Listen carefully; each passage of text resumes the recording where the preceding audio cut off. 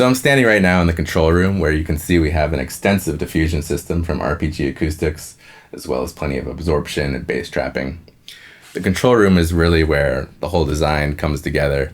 And the way that Wes does his control rooms, you get what's called a reflection-free zone in the sweet spot here.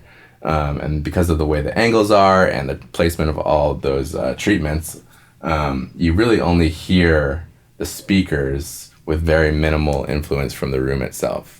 So that means the engineer can accurately hear what the mics are picking up and how the mix is all coming together.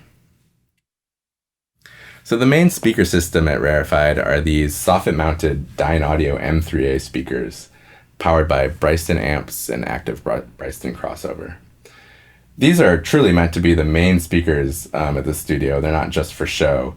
They give you a very accurate picture, all the way from 30 hertz to as high as you can hear. So you don't need a subwoofer or anything when you use these. There's also a pair of Neumann KH310 speakers at the studio that come up and down on these motorized stands, which is pretty cool.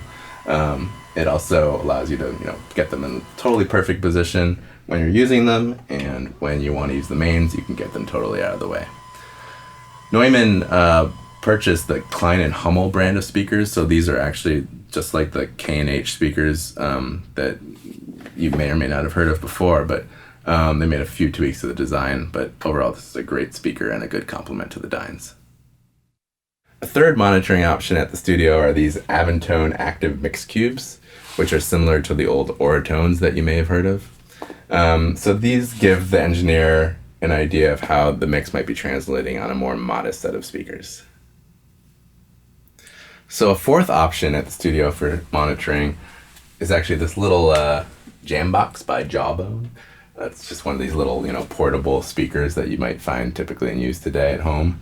Also, we have a pair of these little cell phone speakers, which will give you an idea of how things are translating onto a mobile device.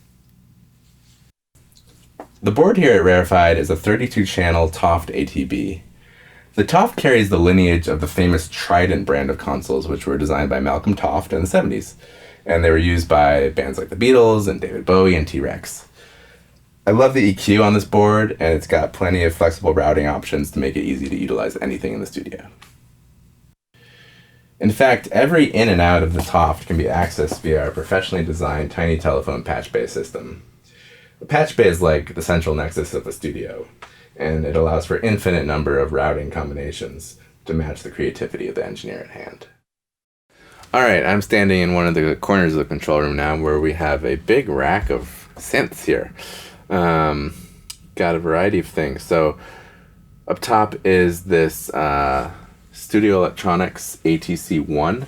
This is actually a totally analog synthesizer. What's cool about it is these little cartridges that have different classic filter types in them from the Minimoog and ARP 2600 and others. Pretty cool synth. I actually usually have another Studio Electronics one that goes here. It's called the Omega 2. It's out for repair right now, but that's usually there. And then we've got two analog modeling synths. So these are digital synths that do a pretty good job of kind of recreating a similar analog sound. We got the Virus and the MS-2000. And then there's two digital synths here, the Korg Wave Station and the Roland JV2080. So if you need just like a regular piano sound or something, or organ sound, you can just quickly grab some of that, or there's lots of strange sounds in those. This is the MIDI interface itself, so you can actually plug in a MIDI keyboard here and route it to any of these keyboards, or you can run a MIDI sequence from Pro Tools to any of these units. And just one last thing to mention over here is our ISO box for the computer. So this is a great little way to keep the noise from the computer down in the control room and keep the computer cool. And works like a charm. Alright, I'm in the other corner of the control room now here where we have an actual real tape machine. This is an MCI JH16. It looks like a 24 track, but this is actually a 16 track. So I put a 16 track head stack on here. So pretty cool, 2-inch 16 track. You get really wide track width for each track.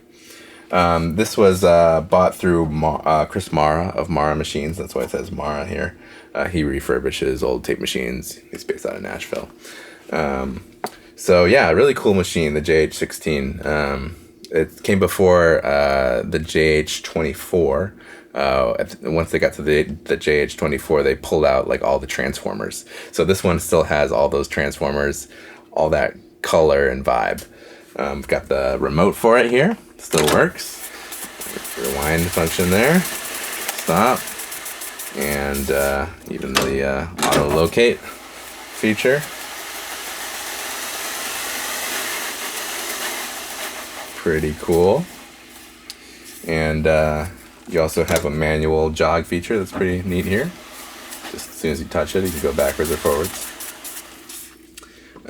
So yeah, you know, when you want tape, there's nothing like the real thing. And we got it here at Rarefied.